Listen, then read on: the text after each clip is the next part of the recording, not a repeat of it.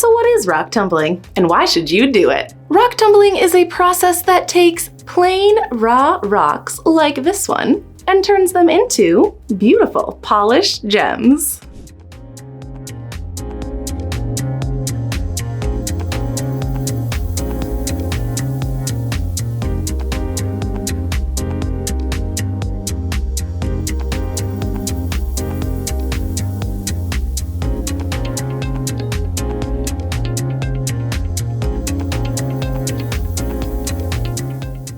So maybe you just got yourself a fancy old rock tumbler and want to know exactly what to do with it? Well, look no further. I'm gonna go over some terms first. This is a tumbling base. There's lots of different kinds. This one is from Harbor Freight and is currently my favorite. I like this one because it has the option to hold 2 barrels instead of just 1. Like so. However, a lot of people start off with something a little more basic, like this National Geographic tumbler. It does tumble a 1-pound barrel instead of a 2-pound barrel, like the Harbor Freight one. However, it's a good place to start. I don't personally mind the National Geographic tumblers. However, they do spin a little bit fast, and whatever you do, do not use their grit. Now you might be thinking to yourself, Ariel, what is grit? This is grit. Grit is an abrasive material used to tumble your rocks by slowly smoothing them over time. The most common type of grit is silicone carbide. This is a brand that I really like. It's called Polyplastics, and it uses silicone carbide for the first 3 stages. Stage 1 is 60-90 silicone carbide. Stage 2 is 180-220 silicone carbide. These are the same brand, just different labels. And stage 3 is 500 silicone carbide. Now when you get to stage 4, that's usually when you start to see the polish and beautiful shine on the rocks, and typically it switches over to an aluminum oxide. Now when you're tumbling, you can use whatever grit you would like. I will say, however, just based on experience, I wouldn't use the National Geographic grit. It kind of leaves it with a dull shine, like this. Whereas most rock tumblers like their rocks a little bit more shiny, like this. So here you can kind of see the difference. Now for the tumbler base that you choose, like I said, National Geographic is fine. Currently, I like the one from Harbor Freight. However, the 33B tumbler from Loretone is probably my all-time favorite, which is the one that I have currently running right now. However, this one is kind of finicky and does break down a lot more often than I would like it to. So once you get your tumbler and your grit, next is the fun part, the rocks. Now, especially when you're first starting off, you're gonna wanna choose a rock that is easy to tumble. Now, these are some of the rocks that I have in my collection that I'm going to be tumbling shortly. So these are red jaspers that I actually collect here from Minnesota. Now, there are all different kinds of jaspers that you can both buy and find. If you're in a state that has a lot of jaspers, it's always really fun to be able to go and pick up your very own for you to add to your tumbler. But if you don't have good rocks around your area, that's all right. There are lots of different places online. I suggest the Rock and Tumble Company or the Rock Shed to get some great rocks for tumbling. And different kinds of jaspers are really nice to tumble because they are hard on the Mohs level hardness scale, and they usually take a very good shine. Another great rock to start out with in your tumbler are agates. Here's some green tree agates that I have bought to tumble. And of course, you know me, I love a good Lake Superior agate too. There are, however, a couple things you might want to look out for when choosing your rocks, and that is rocks that do not have any cracks or big pitting. And the reason you don't want this is because if you want a perfectly beautiful shine, you are not going to get that look, especially if you have big cracks in it like this one. However, a lot of people don't mind that look and actually prefer it over super perfectly shaped and polished rocks, which is great. You can do whatever style you want to do for your rocks and your tumbling. As you get more advanced, you can pick up more difficult rocks like Lapidary, which is a very, very difficult tumble. Here was my attempt at Lapidary, and though you can see that really pretty flash, these really did not turn out very well. And the reason for that is because it is a softer stone, making it more difficult to tumble, which, when you think about it, for me at least, doesn't really make sense. Like, I feel like a harder stone would be more difficult, but with a softer stone, I don't know, it's just more difficult. Another more difficult stone to tumble is actually a type of volcanic glass, which is obsidian. These are both obsidian. This one is actually a rainbow obsidian, which is kind of hard to see the rainbow in it, but this is a snowflake obsidian. Now, these are difficult to tumble because they are glass. They need a lot more time in the tumbler, and I was actually very proud of how these ones came out. But again, wouldn't suggest these for a first-time tumbler. If you're finding your own rocks, ones that you want to look out for are ones that are a bit more smooth starting out, like this beautiful big unakite. And here is a chert. A chert is another really cool stone to tumble, and a lot of the times, even though they look pretty plain, sometimes when you tumble them, little tiny details come out that make them turn out absolutely beautiful. Like this beautiful chert. Now after you've selected your rocks, you're gonna wanna add them to your barrel. I'll use these green tree agate as a good example. Now it may be tempting, but you do not want to fill your barrel to full. If it's too full, they are not easily able to tumble around, and it's gonna take you a lot longer to get what you're looking for to move them on to the next stage. So what you really want is your barrel to be about 2/3 to 3/4 full. I usually put it about this level for mine. One more little one for good measure. Another thing that is important is to have rocks of various sizes so that they can kind of get into each other's nooks and crannies as they're tumbling around in there. Now you may have heard of ceramic media, gem foam, using other smaller rocks to cushion your rocks as they're tumbling, but you do not want to do this for stage 1. The reason is, again, because you want them to be tumbling around and kind of knocking off all of those sharp edges off of each other. And the little rocks tend to cushion that type of stuff. Then you're going to take some water. Is this just my bottle of water because I'm too lazy to go get other water? Yeah, it is. And you're going to pour it into your barrel. And you're gonna want the water line to be just below the line of the rocks. About right there looks good. Next up, you add your grit. Stage 1, you're gonna want stage 1 grit, which is 6090 silicone carbide. Now before we add that, there are a few important details that is important to know about grit. Grit is a very fine powder, especially once you get down to stages 3 and 4, the powder is extremely fine. That means you do not wanna be breathing it in. Silicone is really bad to get into your lungs, and once it's in there, you cannot get it out. So either do it outside, in a well-ventilated area, and also be very careful as you're scooping to try not to make, clouds of the powder come up. Now, hopefully you don't let this stuff freak you out. It is something that is still a family-friendly activity. It's just something that you should be careful about. Then you're going to take a handy-dandy teaspoon. I bought a bunch of these little teaspoons off of Amazon so that I could have a teaspoon dedicated to each stage, just because there's a less likelihood of cross-contamination, which you don't want from one stage to the next because it can scratch your rocks. Honestly, I've never had that happen. As long as you wash them well, you're fine.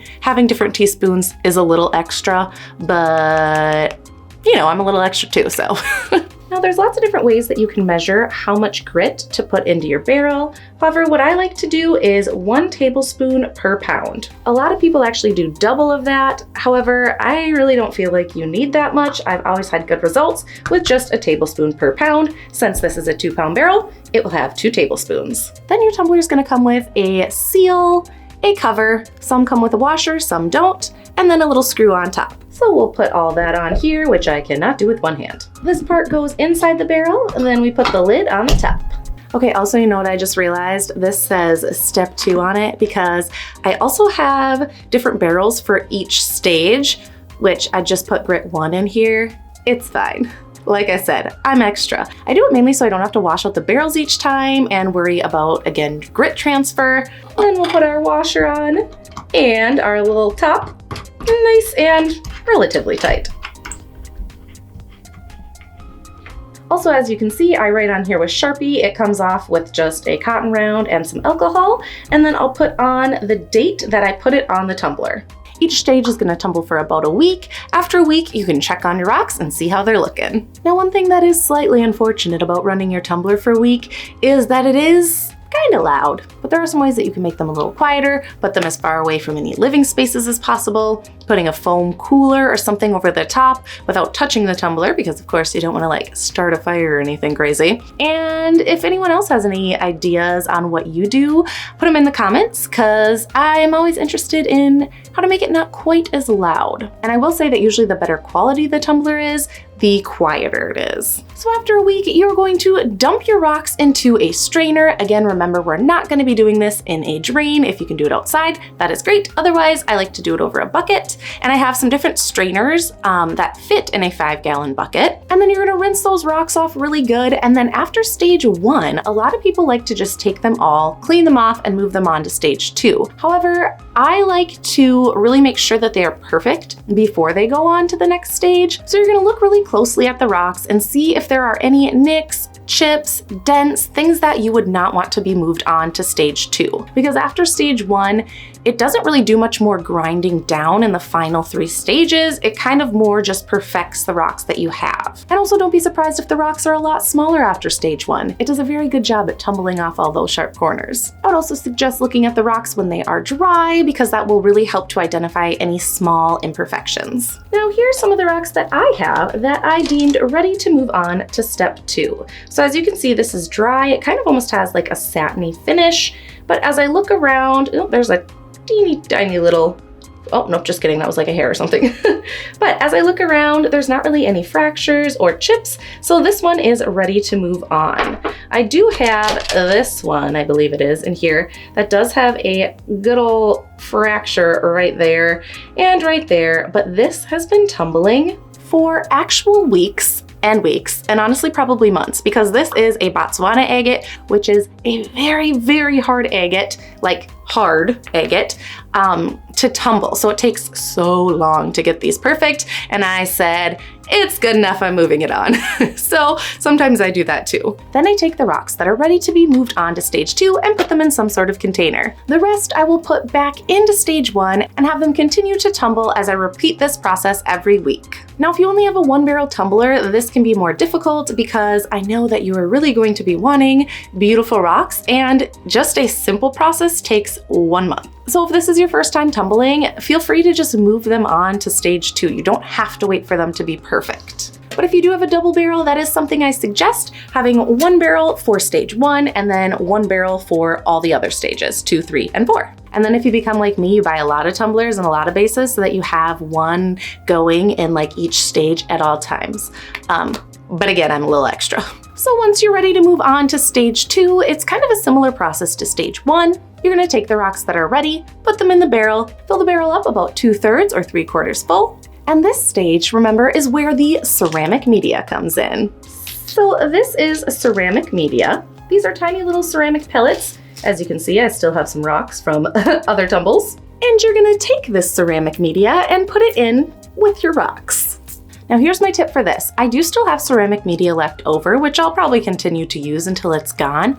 But I thought, instead of tumbling ceramic media, where you're gonna end up with tumbled ceramic media in the end, what if instead you use tiny rocks and then have tiny tumbled rocks in the end? So that's exactly what I did. I got this aquarium gravel, and the reason I picked this is because these actually kind of come pre-tumbled. So you don't need to put these into stage 1, you can just plop them right in with your stage 2 barrel. Now how much to put in kind of depends. I usually just put in enough that kind of looks like will cushion the rocks. I kind of shake the barrel around a little bit so that they can settle to the bottom, and there's not really a set measurement, unfortunately. But then like I said, you'll end up with beautiful tumbled stones in the end, instead of tumbled ceramic media.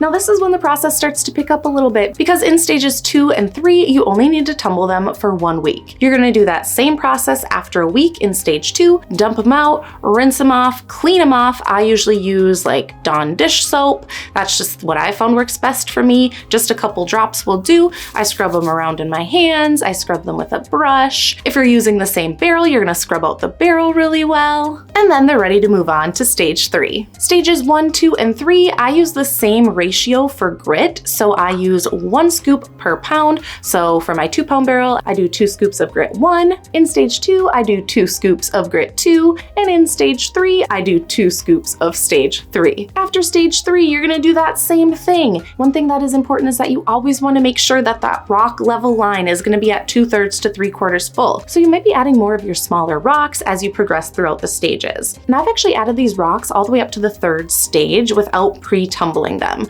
So that means taking these raw rocks and putting them directly into stage 3. And I've had no problem with them turning out just as polished as the other stones. Now stage 4, the polishing stage, looks a little bit different. Instead of doing 2 scoops of polish, I actually double it and do 4. So I do 4 teaspoons of polish for a 2-pound barrel. So basically 2 scoops per pound instead of 1. Then instead of letting it run for 1 week, I actually have it tumble in the polish for 2 weeks. Now this is a very important part. After the 2 weeks, when you rinse and wash and scrub them, whatever you do, do not let them dry until you scrub them so well and so perfectly, because any tiny imperfection, that polish will get stuck in and it leaves this kind of cloudy white haze. I personally use an ultrasonic cleaner for my last polishing stage to really get rid of all of the grit. I have a video linked here if you want to check out how I use an ultrasonic cleaner to clean my rocks between the stages. Then once you have all of that polish out, you can let them dry, and voila, you have perfectly polished stones.